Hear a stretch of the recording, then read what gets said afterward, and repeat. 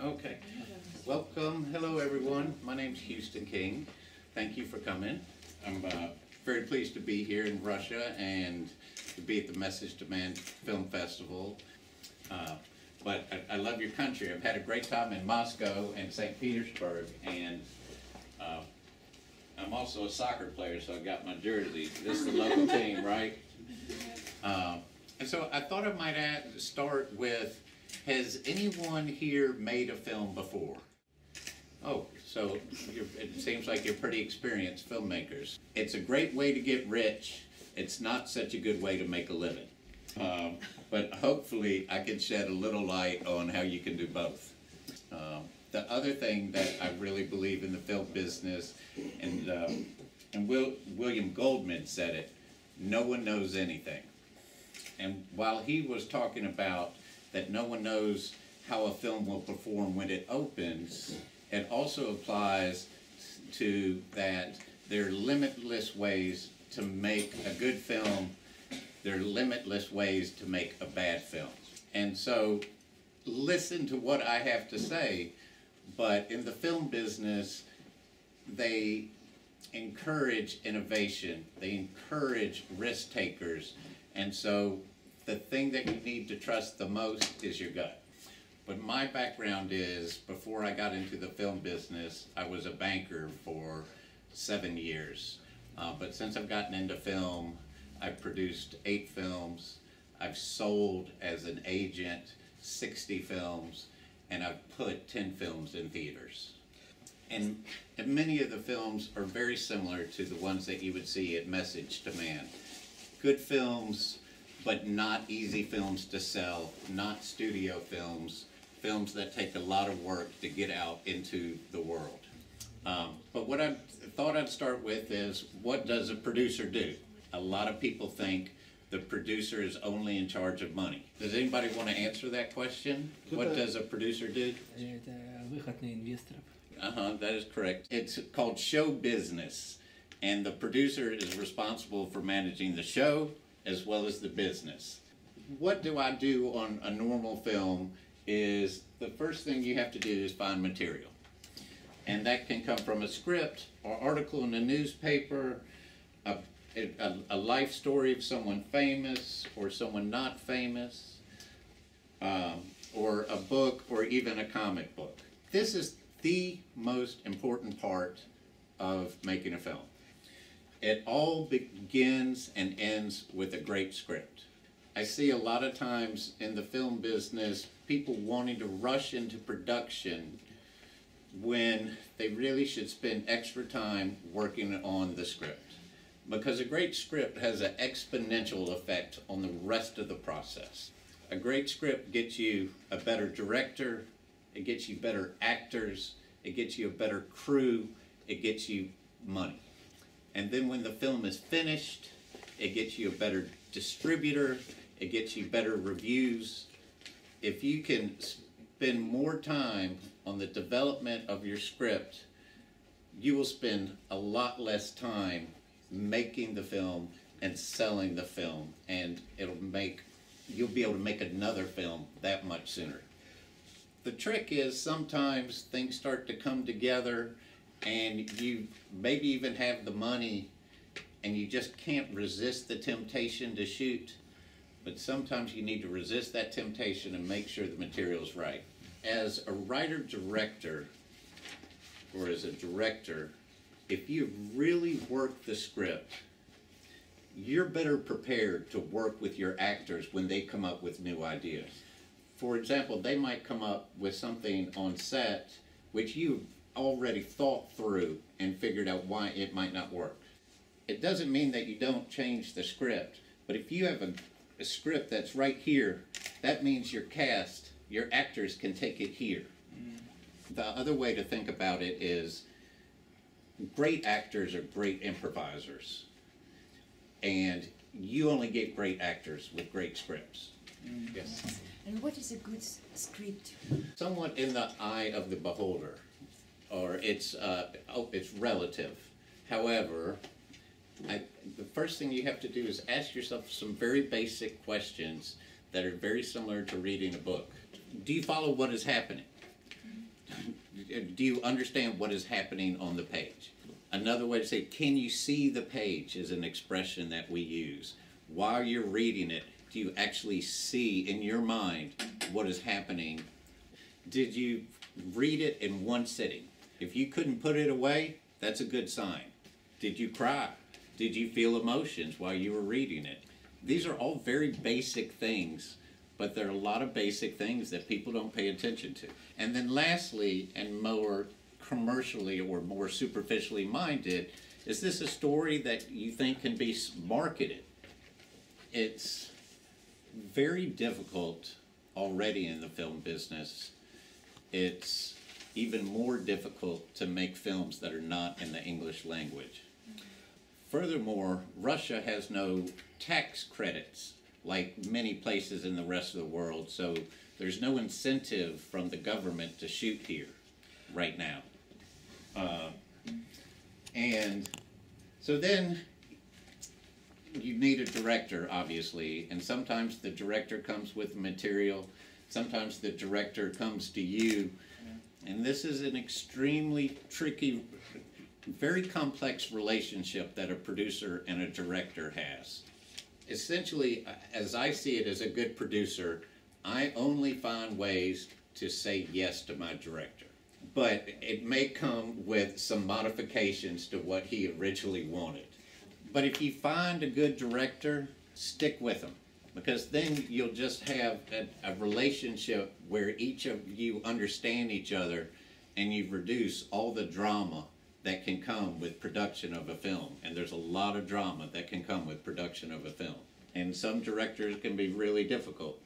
And some of them for very good reason, because they're super smart and they're thinking way beyond everyone else, and they're very ambitious. And you as a producer have to figure out when they're right and when they're correct to be so ambitious and help them get there. With Andrew of Computer Chess, he and I have made 4 films together. We don't even sign contracts now. The other director I worked with, Lee Hirsch, who directed a documentary called Bully, I've also been working with him for 10 years. Luckily, they're both about 4 times smarter than me, so it works fine. It's really, the money wants to see the talent involved, and the talent wants to see the money. So as a producer, one of the main challenges you have is to bring these things together and convince the talent that the money is there, and to convince the money that the talent is there when you have neither. It's easy to make a film. It's hard to raise the money. And with Computer Chess, I raised money from 3 different sources.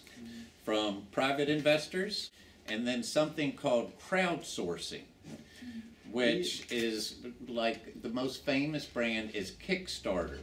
But you have one here in Russia, I found, which in America has, for the independent film business, has raised money for maybe 150 films. And for our film, we raised, and you'll laugh at the number, but $45,000. You won't think it's a lot of money, but it's free money.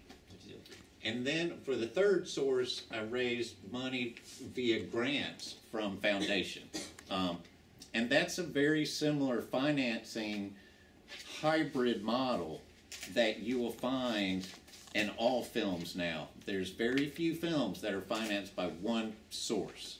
As a producer, you need to know how to combine the sources of finance. Regarding money, one of the main drivers in the film business is who is acting in your film. Who is your cast? And so again, as a producer, you're managing show business. Who's right to act in your film because they're right for the role creatively, and who is going to help you raise the money? Hopefully it's the same person, but it doesn't always work that way. But I thought, let's move on. Let's talk about, making a budget. That's the other thing a producer is responsible for. And there's 2 ways to look at a budget. Literally, how much do you think it'll cost to make your film? And then, how big is the audience for your film? And so you need to make sure that the story that you have for your film is appropriate to the size of your budget. If it's a small drama, don't spend $10 million on it or $20 million on it. You need to bring the budget down.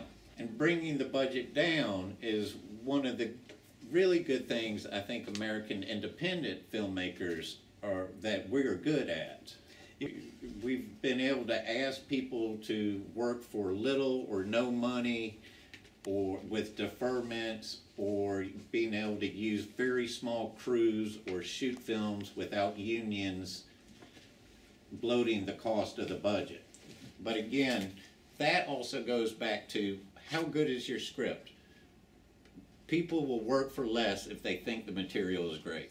Because ultimately, actors, cinematographers, production designers, costume designers are artists at heart as well. But you obviously, as a producer, you're then in charge of hiring all your department heads, your cinematographer, your production designer, your costume designer, your editor. And then you let them hire the people that they want to work for them. And then you have to find the locations, you know, what works for the story, what's available, what can you afford. And as a producer, sometimes you go out and find those locations yourself. I'll never forget the time I was in Alaska, Wasilla, Alaska, where Sarah Palin is from, shooting a film.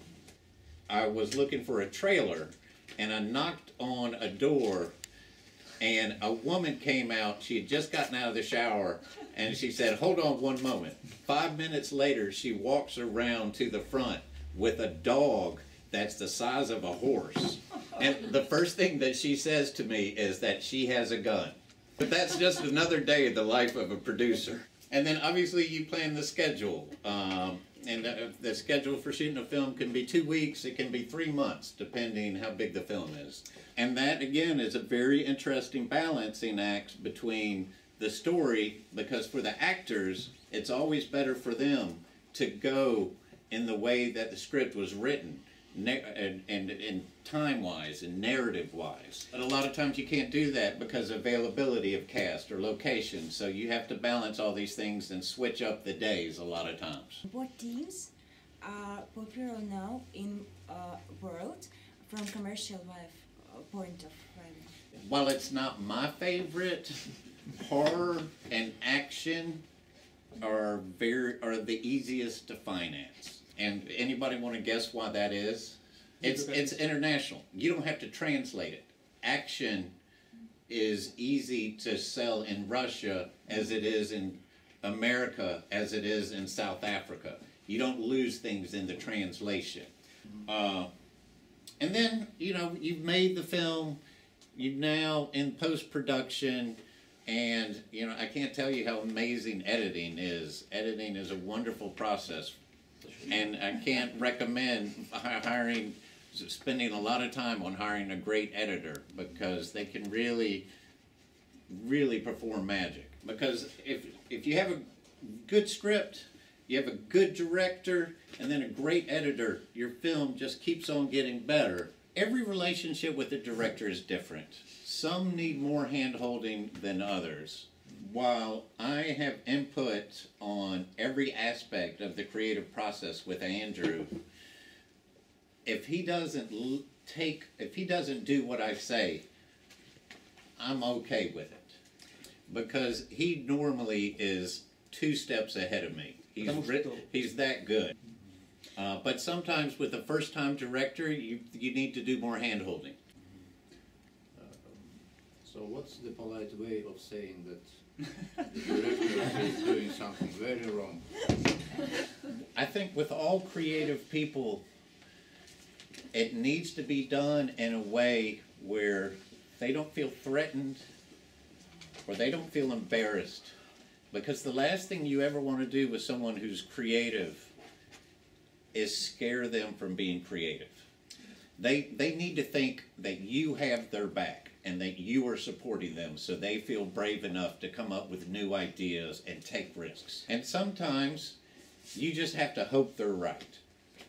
That's what I said. I've had another film where the director hated me. He took a baseball bat to my motorcycle the night we finished the film. But subsequently, you need a director who trusts you as well. When it comes to financing, when it comes to marketing, when it comes to doing contracts, they need to, Andrew trusts me completely. I design the posters, I design the trailer, I figure out who's putting our film in theaters. He doesn't, he lets me decide on all of that. Одно из главных качеств продюсера должно быть. Он должен быстро решать. Yes, and you need to be able to solve anything. It sounds ridiculous, but it's true. If you don't solve it, no one else will. And almost everything that happens, your finger is involved with it. You have to be able to be reasonably knowledgeable about every aspect of the film.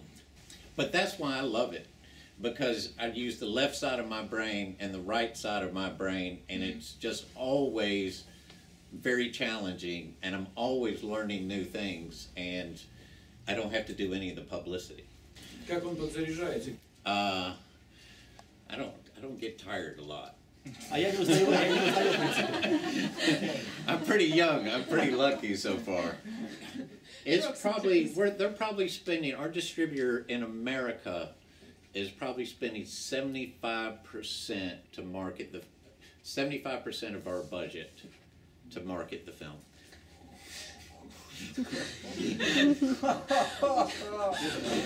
You know, I don't think it's as much as to focus on the money, is that you want a smart distributor. And not all distributors are made the same. Some of them work a lot harder, a lot smarter than the others. And you have to remember, they have a lot of films, and so sometimes they can become a little formulaic on how they distribute your film. So as a filmmaker, you have to find the right balance of encouraging distributors to do a better job without alienating them and essentially making them angry at you, because they sort of think they run the world. Distributors don't always have the best opinion of filmmakers, but you need them, and you want a good one, because it'll make a big difference. And so, you know, and then the last part is, once your film is being distributed, then you need to make sure that your distributor does a good job, and that includes paying your film. And that's not easy. Distributors will try to hide paying you money any which way they can. And so you have to get every single accounting statement and look at it for 3-4 years, and sometimes you gotta audit them. I still look at accounting statements from the first film I produced 10 years ago. So, as I said, you're the first man on, and you're the last man off. Человек, который дал деньги, говорит, вот этого человека нужно снять в кино. Он хочет сняться в кино. А режиссер говорит, нет, это не тот типаж. Вот бывают такие случаи. Who's telling me to put that person in the film? Someone who gave the money, for example. Well. That's the question. You got some work to do. You got some work to do. Somehow, you got to figure that out. You know, you know, I don't know the answer. I would have to find the detailed. I would have to find an answer within that very particular scenario, and that happens sometimes. But what you might do is convince the investor they will lose their money if they put that person in the film.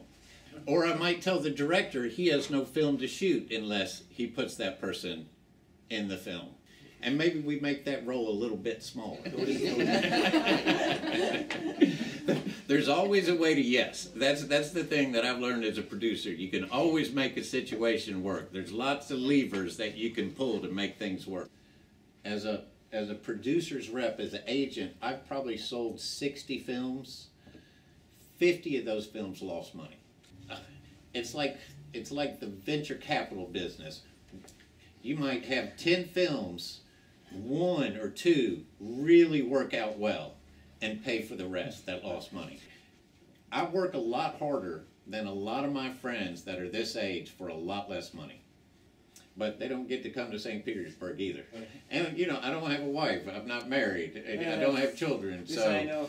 it's, you know, I can do this. I've sold many documentaries, and I've executive produced some. They're actually easier on the distribution side because you can really target the buyers.